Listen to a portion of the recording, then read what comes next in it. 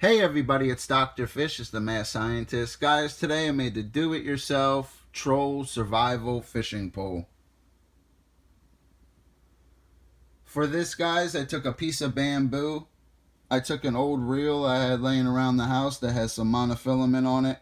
I took some string and wrapped it around the bamboo and the reel, and it acts as a handle. When I follow this monofilament up, it goes to this plastic piece that I found in a closet. I used electrical tape and taped it to the bamboo. This is a gold Eagle Claw snell hook. I tied it on with a clinch knot.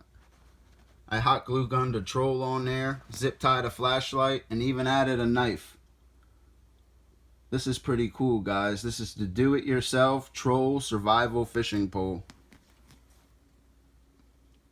I've actually caught a bunch of catfish with this pole.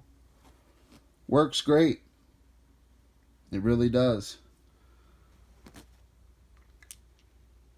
This is the do-it-yourself troll survival fishing pole.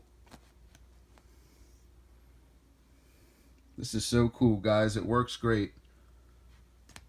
Hope you guys enjoyed this video of this do-it-yourself troll survival fishing pole. Dr. Fish out.